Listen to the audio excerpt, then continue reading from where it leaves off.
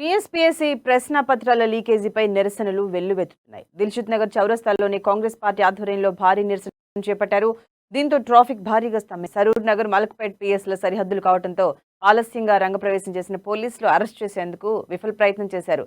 విద్యార్థులు ఎంతో కష్టపడి విద్యను అభ్యసిస్తున్నారని, లీకేజీల పేరుతో కేసీఆర్ సర్కార్ విద్యార్థుల జీవితాలతో చెలగాటమాడుతున్నారని Congress party GHMC floor leader Darpalli Rajasekhar Reddy మండిపడ్డారు. చదువులు చదువుకొని జీవితంలో స్థిరపడాలనుకున్న లక్షలాది మంది విద్యార్థులు పరీక్షలు రాయగా TSPSC chairman, personal secretary Praveen లంచాలు తీసుకుని ప్రశ్నపత్రాలను లీక్ చేయడం ఎంతవరకు సమంజసమని ప్రశ్నిస్తున్నారు.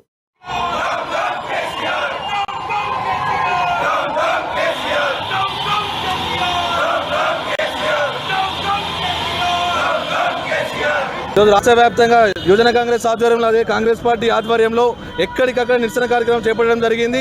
ఏదైతే తెలంగాణ సాధించుకున్న తెలంగాణలో ఈరోజు నిధులు, నియామకాలు, ఉద్యోగాల పేరు తెలంగాణ వస్తే ఓ దిక్కు అక్రమాలు, ఓ దిక్కు ఉద్యోగుల నోటిఫికేషన్స్ లేక, ఓ దిక్కు రైతుల ఆత్మహత్యలు జరుగుతున్నాయి. ఎక్కడికక్కడ ఈరోజు చూస్తే టీఎస్పీఎస్ ద్వారా ఏ విధంగా అయితే ఈరోజు ఉద్యోగాల నియామకాలు జరుగుతున్నాయి, ఎక్కడ చూసినా అవంతరాలే జరుగుతున్నాయి. ఒక దిక్కు పేపర్ లీకేజ్, చైర్మన్కి సంబంధించిన పిఏతోని చెలగాడిన కేసీఆర్ కుటుంబానికి ఈ శాపం తగులుతుంది. ఎందుకంటే ఎన్నో ఫైట్లు చేసి ఎంతో చరిత్ర గొడవ పడిన తర్వాత వచ్చిన తెలంగాణలో లేక వేసిన ఉద్యోగము, ఈ ఉద్యోగాల్ని లీక్ చేసి, ఈ ప్రశ్నపత్రాలను లీక్ చేసి జనాల జీవితాలతో చెలగాట ఆడుతున్నందున ఈరోజు ఇక్కడ ధర్నా చేయడం జరిగింది.